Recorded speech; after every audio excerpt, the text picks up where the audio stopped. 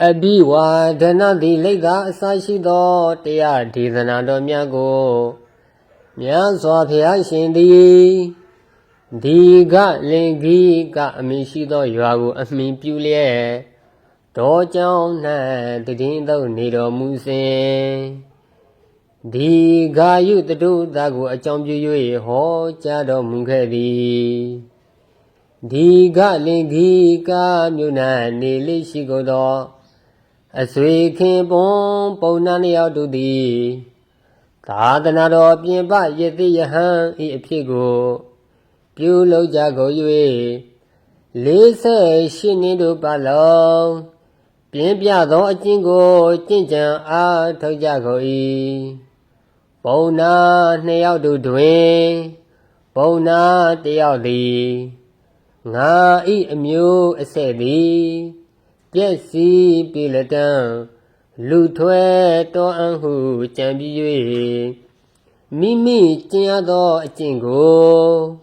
သူတစ်ပါးတို့အားတရားသောနွားတရားသောအတ္တပြတို့နှင့်ရောင်းချ၍ဇနိသည်ပစ္စည်းဥစ္စာကိုတည်ရှိစေ၏ထို့နောက်ထိုပုံနာဤမရသည်သာတရားကိုဖွားမြင်လေအခြားအဖို့ယသိသည်ကအယတဘာသို့သွားရောက်နေထိုင်ပြီးလျင်တဖန်ပြန်လာ၍ဒီကလင်ကြီးကမြို့သို့ရောက်လာ၏ယသိလူထွဲပုံနာသည်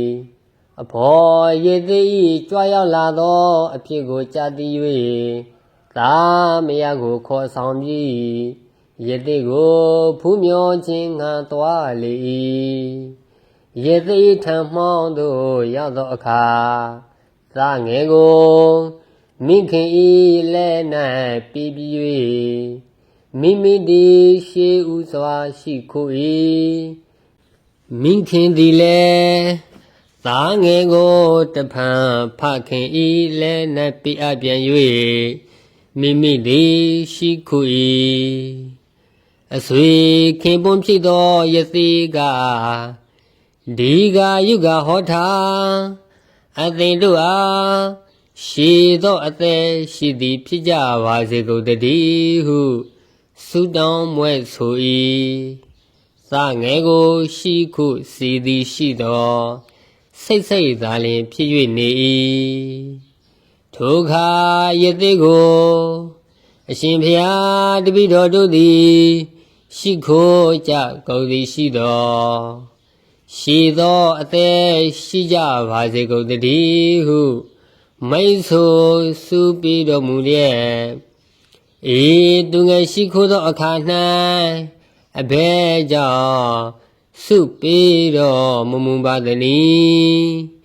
ဤသူငယ်အားအဘဲသို့သောအန္တရာယ်ရှိပါသနည်းဟုမေးလျင်ဒါယကပုံနာအသင်ဤသားငယ်အားအန္တရာယ်ရှိပါ၏ဟုပြောဆို၏အရှင်ဘုရားဤသူငယ်အားအဘယ်မျှလောက်အသက်ရှိပါအံ့နည်းဟုမေးလျောက်ပြန်တော်ဒါယကပုံနာ9ရက်မျှလောက်သာအသက်ရှိပေလိမ့်မည်ဟုမိန့်တော်မူ၏အရှင်ဘုရားထိုအန္တရာယ်ကြာရောက်မည်ကိုတားမြစ်နိုင်ဖွယ်ရသောအကြောင်းရှိပါသလောဟုမေးလျောက်ပြန်သည်ဖြင့်ဒါယကငါသည်ကတားမြစ်နိုင်ဖွယ်ရသောအကြောင်းကိုမသိဟုပြောဆို၏အရှင်ဘုရားအဘယ်သူသည်သိနိုင်ရပါအံ့နည်းဟုမေးလျောက်ပြန်လျင်ယဟန်ဂေါတမသည်သိနိုင်ရ၏ထိုယဟန်ဂေါတမထံမှောင်းသို့သွားရောက်ပြီးမေးလျောက်လေလောဟုပြောဆိုသည်ဖြင့်အရှင်ဘုရားထိုယဟန်ဂေါတမ၏ထံမှောင်းသို့သွားရောက်သည်ရှိသောအကျဉ်မှဆောက်ရုပ်ပြည့်စည်မိကိုကြောက်ရွံ့ရပါသည်ဟုလျှောက်လင်ဒါယကအသင်သည်အသင်ဤသား၌ ချစ်ခင်ခြင်းအကယ်၍ရှိသည်ဖြစ်ခဲ့အံ့အကျင့်မှဆောက်ရုပ်ပျက်စီးအံ့သည်ကြံစီတွေးတောခြင်းကိုမပြုမူ၍ထိုယဟန်ဂေါတမ၏အထံသို့သာသွားရောက်ပြီးမေ့လျောက်လေလောဟုပြောဆို၏ထိုပုံနာသည်မြတ်စွာဘုရားတရင်တော်ရာဖြစ်သောတောကျောင်းသို့သွားရောက်ချင်းကပ်၍ရှေးဥစွာမိမိသည်ရှိခု၏မြတ်စွာဘုရားသည်ဒီဂါယုကောဟောဟိအသင့်အားအသက်ရှိပါစေဟုမိန့်ဆိုဆုပေးတော်မူ၏မယခင်ပွန်မရှိခိုးသောအခါ၌လည်းထိုအတူသာဆုပေးတော်မူ၍သားငယ်အားရှိခိုးစေသောအခါ၌စိတ်စိတ်သာတရင်သို့နေတော်မူ၏ထိုပုံနာသည်ရှေးနှင့်အတူသာလျင်မေ့လျောက်၏မြတ်စွာဘုရားသည်လည်းရှေးနှင့်အတူသာလျင်ဖြေဆိုတော်မူ၏ပုံနာသည်မြတ်စွာဘုရားကိုအရှင်ဘုရားအန္တရာယ်ကိုတားမြစ်နိုင်ခြင်းအကြောင်းတစ်စုံတစ်ခုမျှရှိပါအံ့လောဟုမေးလျောက်၏ပုံနာကြီးအန္တရာယ်ကိုတားမြစ်ခြင်းဟာစွမ်းနိုင်သည်ဖြစ်ပေရ၏ဟုမိန့်တော်မူလျင်အရှင်ဘုရားအဘယ်သို့ဖြစ်ပါအံ့နည်းဟုမေးလျောက်သည်ဖြင့်ပုံနာအသင်သည်မိမိအိမ်တကား၌မန္တကိုဆောက်လုပ်ပြီးထိုမန္တ၏အလယ်၌အင်းပြင်ကိုပြု၍ဝန်းရံပြီးသောနေရာ8ခုတို့ကို၎င်းနေရာ16ခုတို့ကို၎င်းခင်းစေပြီး၍ထိုနေရာတို့၌ငါဖျား၏တပိသာသံဃာတော်တို့ကိုနေထိုင်စေပြီးလျင် 9 ရက်ပတ်လုံးအဆက်မပြပရိတ်အယံအတားကိုအကယ်၍ပြုခြင်းကစွမ်းနိုင်သည်ဖြစ်အံ့ထိုသူငယ်အားဤသို့သောအန္တရာယ်သည်ပျက်စီးပါပြောက်ပြရ၏ဟုမိန့်တော်မူ၏အရှင်ဂေါတမအကျွန်ုပ်သည်မန္တစသည်တို့ကိုမိန့်ဆိုတော်မူသည့်အတိုင်းပြုလုပ်ခြင်းကစွမ်းနိုင်ပါ၏အရှင်ဘုရားတို့၏တပိသာဝကတို့ကိုမူကားအဘယ်သို့ရနိုင်ပါအံ့နည်းဟုမေးလျောက်၏မြတ်စွာဘုရားကပုံနာသင်သည်ဤမြတ်လောအဆောက်အအုံလာလုံးပြည့်ဝအောင်ပြုသည်ရှိသောငါဘုရားသည်ငါဤတပိသာဖြစ်သောသံဃာတော်တို့ကိုစေလွတ်လိုက်အံ့ဟုမိန့်တော်မူသည်ဖြင့်အရှင်ဂေါတမကောင်းလှပါပြီဟုဝန်ခံလျောက်ထာပြန်သွားပြည်သည်ရှိသောထိုပုံနာသည်မိမိ၏အိမ်တကား၌ကိစ္စအားလုံးကိုတဝတီပြီးဆုံးစီပြီး၍မြတ်စွာဘုရား၏အထံသို့သွားရောက်လျောက်ထား၏မြတ်စွာဘုရားသည်ယဟန်တို့ကိုစေလွတ်တော်မူ၏ယဟန်တို့သည်ကြွသွားကုန်ပြီးသောခင်းထားသောထိုနေရာ၌ထိုင်နေကုန်၍သူငယ်ကိုအင်းပြင်ထဲ၌အိတ်စေကိုပြည့်လျင်ယဟန်တို့သည်9 ညနေ့ပတ်လုံးမပြပရိတ်တော်ကိုရွတ်ဖတ်တရစေကြကုန်၏9 ရက်မြောက်သောနေ့၌မြတ်စွာဘုရားသည်ကိုယ်တော်တိုင်ကြွတော်မူလာ၏ထိုမြတ်စွာဘုရားကြွလာတော်မူသည်ရှိသောအလုံးစုံသောစัจ java လာ၌ရှိကုန်သောနတ်တို့သည်စီဝေးကြကုန်၏အဝရုတ်တကအမိရသောတရားသောဘလူသည်12 နှစ်တို့ကာလပတ်လုံးဝိသဝနမင်းကြီးကိုခါစားလှုပ်ကြွလျက်ထိုနတ်မင်းကြီးအထံမှဆုကိုရသည်ရှိသော ဤနေ့မှနောက်9 ရက်မြောက်သောနေ့၌ဤသူငယ်ကိုယူလေလောဟူသောဆုကိုရ၏ထို့ကြောင့်ထိုအဝရုဒ္ဓကဘလူသည်လည်းလာရောက်၍ရတည်၏မြတ်စွာဘုရားသည်